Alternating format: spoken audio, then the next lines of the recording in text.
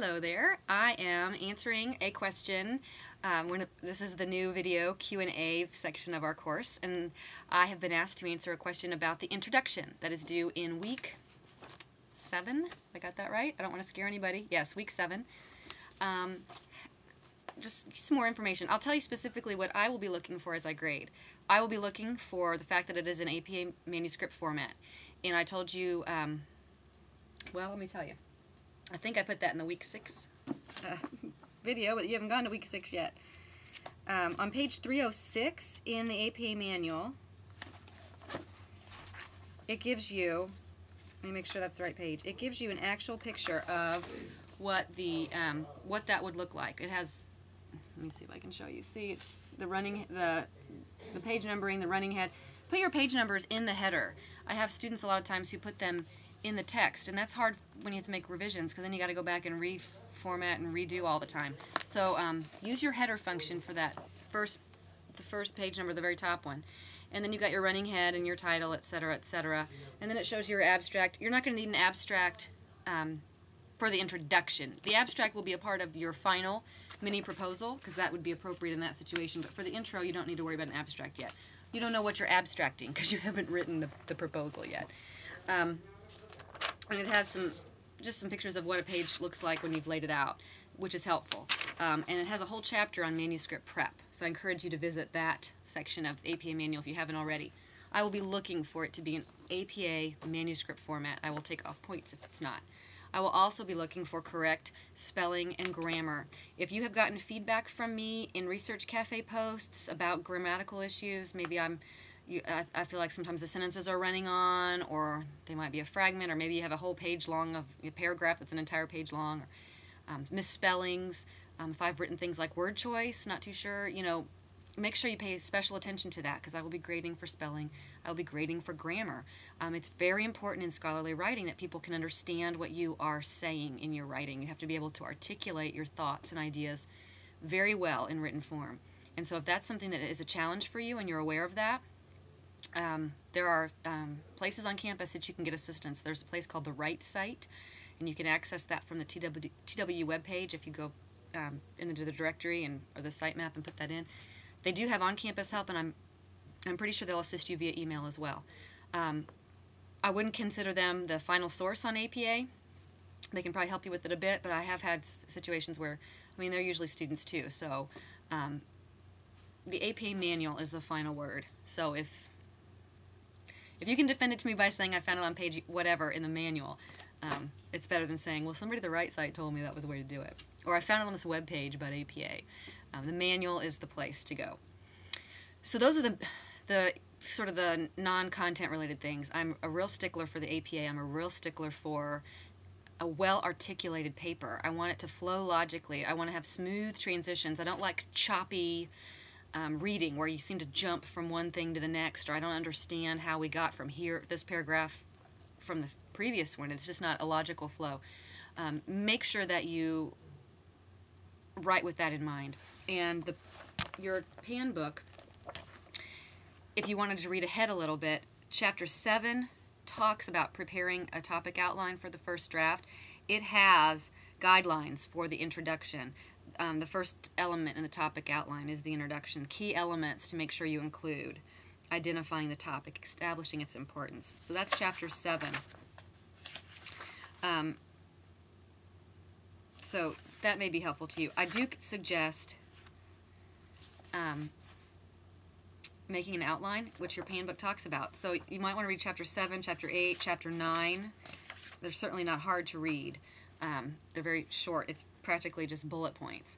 Visit those chapters for assistance in writing this. I'm not too sure why we don't have that until later, but visit those chapters, Chapter 7, 8, and 9 in the Preparing Literature Reviews book. It gives some good information on what can be included in the introduction.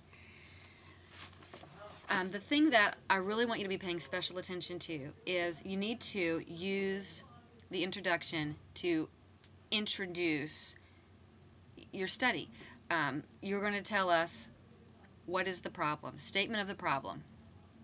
For example, when I'm doing child care quality research, the statement of the problem almost always begins with information about how many mothers are in the workforce, therefore how many children are receiving non-parental care, and the quality of the non-parental care that they receive. That's the problem. And then I can flow from there in terms of what I want to investigate specific to that problem. But you start really global. If you remember from, sorry to get so close on you here, I'm reaching across my desk. If you remember from the video for week 5 this week, I showed you the funnel. And this really is a good way to think about it. You want to start, your introduction starts off really, really broad. What is the big picture? What's the problem? Why do we even need to pay attention to this issue? For example, if you were going to be writing a paper on the effects on the family of domestic abuse, for example. Well, is this something we need to understand? Well, of course it is, but you need to make that case for us. You need to tell us what the problem is. You need to cite some statistics that give us information about how many families in the United States may be dealing with this issue within their home.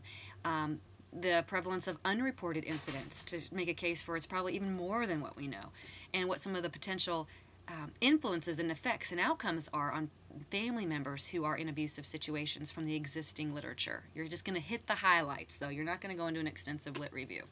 So, statement of the problem. What is the problem? Okay.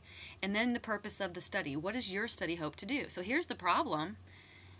How is your study going to investigate or add to the literature on this problem? So, for example, in my dissertation, you'll notice in the examples in Blackboard, I talk about the prevalence of child care. I talk about the lack of information on how parents make decisions, what the trade-offs are that are being made. And then I cite some key studies that have directed future researchers to look at that, like the National Research Council, Sandra Hofferth. What's the purpose? Okay, so the statement of the problem, here's the problem, and here's my purpose. And oftentimes, if you can come up with some other researchers who have directed future research toward this issue, it adds credibility and support to your argument. This really needs to be investigated. So-and-so and so-and-so said so, you know. And you want to allude to what your research questions will be. I don't want to see them in actual number form. I don't want to see you actually number them out like you would at the end of the literature review. But we should know, I should be able to tell from your introduction what you're going to be, what you're going to ask, what the questions will be.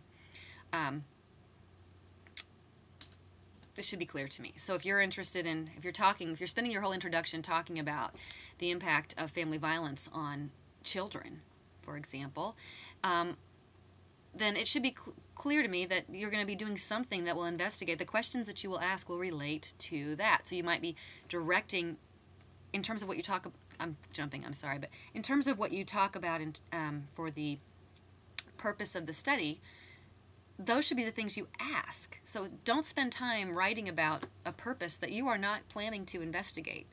I don't need to know about what other people should do. I want to know what you are going to do. So, tell me a statement of the problem. Oftentimes people use statistics or other kinds of things to make their case here. Be real broad. Your whole population. Even if you're just going to talk about a certain segment, recent immigrants, for example, you still might want to talk about the prevalence across the whole country and how maybe there's a lack of information about this population group, or the information that we have shows that they are affected more severely, or whatever it may be. Make a case for your study, and then give me the purpose of the study, citing relevant literature that has directed future research to investigate this issue.